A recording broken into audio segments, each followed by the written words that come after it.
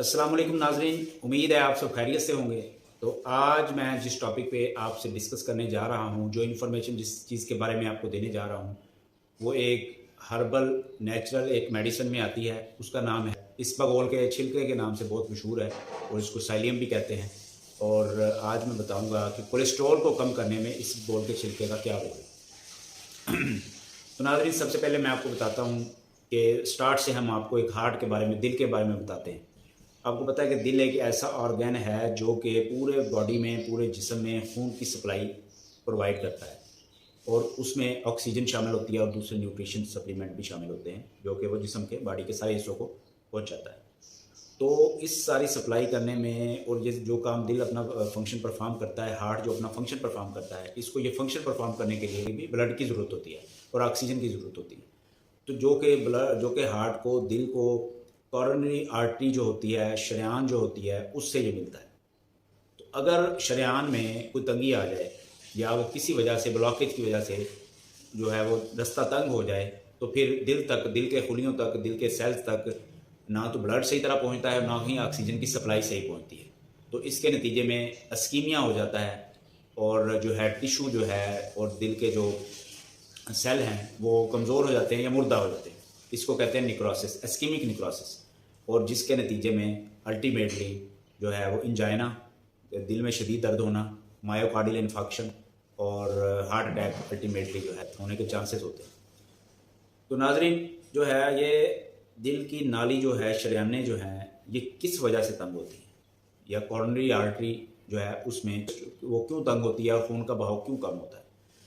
तो इसमें जो है, जो कॉरोनरी आर्टरी हैं, शरेयानें हैं, इनके अंदर कोलेस्ट्रॉल जो है वो इकट्ठा हो जाता है और फैट्स जो है और दूसरे जो मवाद है, दूसरे केमिकल मिल के या दूसरे सब्सटेंस और बहुत सी चीज़ें मिल के एक क्लाट बना देते हैं। जब क्लाट बन जाता है, खून का लोथड़ा बन जाता है, तो दिल को खून की सप्लाई जो है उसमें तंगी हो जाती है, रास्ता तंग हो जाता है और ऑक्सीजन भी सही तरह से नहीं मिल सकती।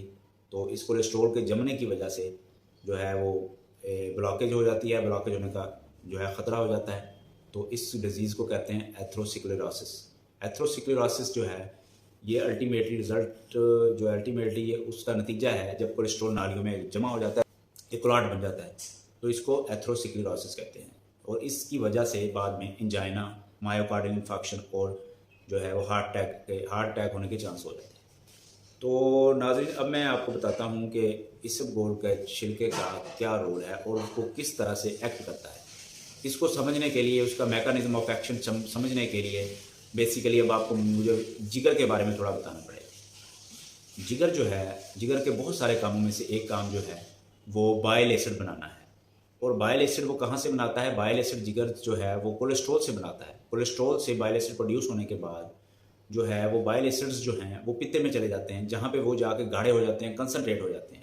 और उसके बाद वहाँ से वो चले जाते हैं छोटी आंत में। और छोटी आंत में जो हम खाना हमारा पहुँचा होता है, फूड वगैरह, उसमें छोटी आंत में से वो फैट्स या फैट सॉल्युबल विटामिन उसको ऑब्जर्व कर लेते हैं और उसके बाद बाइल एसिड्स वापस जो है वो जिगर में आ जाते हैं।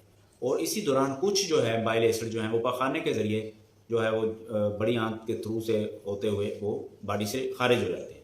तो इस तरह बाइल एसिड की कमी हो जाती है और बाइल एसिड की जब जिगर में मतलब जाते हैं तो कम मिकदार में जाते हैं वापस, तो जिगर फिर दोबारा कोलेस्ट्रॉल लेके तो दोबारा से वो बाइल एसिड बनाता है। और ये साइकिल जो है, ये एक साइकिल चल जाता है कि जिगर से पित्ते में, पित्ते से बाइल एसिड जो है वो स्मॉल इंटेस्टाइन में, स्मॉल इंटेस्टाइन से वापस वो जिगर में। तो इस साइकिल को कहते हैं इंटेरोहेपेटिक सर्कुलेशन। तो ये साइकिल चलता रहता है। अब हमने आना है कि इसका मैकेनिज्म ऑफ एक्शन ऑफ इसबगोल का मैकेनिज्म ऑफ एक्शन क्या है, ये कैसे काम करता है और या ये फाइबर, क्योंकि टोटल फाइबर्स ही हैं, इसबगोल एक फाइबर है, तो ये फाइबर कैसे काम करते हैं। तो उसमें क्या करना है कि जब हमने इसबगोल का छिलका किसी पेशेंट को दे दिया है, तो हमने वो जो है वो पेशेंट ने इनटेक कर लिया है, तो इसबगोल का छिलका जो है वो छोटी आंत में जाके बाइल एसिड के साथ बाइंड कर जाएगा और काफ़ी सारी मिकदार जो है वो बाइल एसिड की जो है वो इसबगोल के छिलके के साथ ही बॉडी से जो है बड़ी आंत के थ्रू, जो है पखाना के थ्रू वो खारिज हो जाएगी। और इससे क्या होगा, इससे बाइल एसिड में कमी होगी और जैसे ही जिगर में वो बाइल एसिड पहुंचेगा तो उसकी मिकदार काफ़ी कम होगी। और इसकी मिकदार को पूरा करने के लिए जो है वो जिगर को, बाइल एसिड्स को जो है ज़्यादा से ज़्यादा कोलेस्ट्रॉल की ज़रूरत होगी और वो ब्लड से कोलेस्ट्रॉल लेके जो है वो बाइल एसिड न्यू बना लेगा। तो बाइल एसिड जब बन जाएगा तो इस तरह ब्लड में जो है कोलेस्ट्रॉल का लेवल कम हो जाएगा और अल्टीमेटली जो है हमें अपना रिजल्ट मिल जाएगा कि हम जो है वो कोलेस्ट्रॉल को कम करने में कामयाब हो जाएंगे। तो ये इसका रोल है कि कोलेस्ट्रॉल के छिलके से किस तरह से हमने कोलेस्ट्रॉल जो है वो कम करना है। तो नाज़रीन, अब मैं बताता हूँ आपको साइंटिफिक रिसर्च। एक साइंटिफिक रिसर्च है जो कि 2018 में पब्लिश हुई है, the American journal of clinical trials, जिसको कनाडा और क्रोएशिया के साइंटिस्ट ने मिलके पब्लिश किया है। वो रिसर्च है क्या, उसमें 28 क्लिनिकल ट्रायल्स किए गए हैं डिफरेंट इंसानों पे, डिफरेंट एज के डिफरेंट पर्सन पे ये तजर्बे किए गए हैं। और उसमें से 4 ग्राम से लेके जो है वो 24 ग्राम तक इसबगोल का छिलका जो है वो लोगों को खिलाया गया है। उसके बाद उनके लिपिड प्रोफाइल टेस्ट किए गए हैं और ये स्टडी के बाद जो निचोड़ निकला है वो ये निचोड़ निकाला है कि इसकी डोज जो है, ऑप्टिमल डोज, वो 10.2 ग्राम पर डेली इसकी ऑप्टिमल डोज है। यानी इस रेंज में जो है वो इस्तेमाल करके इससे फ़ायदा हासिल किया जा सकता है।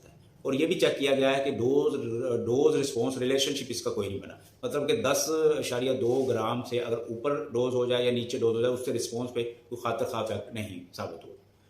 तो वैसे जो डॉक्टर, तबीब, हुक्मा जो हैं, हकीम जो हैं, वो इसको मुख्तलिफ डिजीज़ में, मैदे की बीमारियों में ये इसबगोल के छिलके को देते हैं। तो अगर हम इस कहते हैं कि इसका साइड इफ़ेक्ट भी, कुछ इसके साइड इफ़ेक्ट या उसके इफ़ेक्ट कह लें, वो भी होते हैं, जिस तरह पेट में गैस होना, गैस का अखराज होना, अब्डामिनल डिस्टेंशन है, पेट का फूल जाना, कॉन्स्टिपेशन या डायरिया भी इसका इफेक्ट हो सकता है। तो इसमें हमें क्या करना है कि अगर हम 10.2 ग्राम पर डेली डोज इन 2 डिवाइडेड डोजेज यानी कि बीडी सुबह शाम ले लें तो ये इसका नुकसान नहीं होगा, ये फ़ायदेमंद साबित हो सकता है कोलेस्ट्रॉल के लिए भी और बाकी बीमारियों के लिए भी। तो नाज़रीन, इसमें जो एक बात मैं आपको बताना चाह रहा हूँ वो ये है कि इसमें इसको कैसे इस्तेमाल करना है। इसके डिफरेंट जो है वो तरीके हैं इस्तेमाल करने में। बाज़ लोग दही में डाल के इस्तेमाल करते हैं, बाज़ लोग दूध में इस्तेमाल करते हैं। तो इसमें आपने नाश्ते में भी आप इस्तेमाल कर सकते हैं। तो कोलेस्ट्रॉल जो है वो उसमें इसका कम करने में एक अच्छा रोल जो है वो साबित हुआ है। अच्छा, उसके बाद जो है हम बताते हैं कि किस एज की उम्र के लोगों में ज़्यादा इसका इफेक्ट अच्छा आता है कोलेस्ट्रॉल को कम करने में। ये 35 साल से लेके 58 ईयर्स तक जो है उनके लोगों में इसका रिज़ल्ट जो है वो अच्छा जो है साबित हुआ है। तो यानी कि 10.2 ग्राम पर डे जो इसकी डोज़ है इन 2 डिवाइडेड डोजेज में हमने लेना है। और ये रिसर्च के मुताबिक ये 3 हफ्ते से लेके 6 माह तक इसबगोल का छिलके का इस्तेमाल किया जा सकता है। तो उम्मीद है नाज़रीन आपने अच्छी तरह से समझा होगा कि इसबगोल के छिलके का कोलेस्ट्रॉल को कम करने में क्या रोल है। तो अपना ख्याल रखें और हमेशा कोई भी मेडिसिन है वो डॉक्टर के, फार्मासिस्ट के मशवरे के बगैर इस्तेमाल ना करें। शुक्रिया।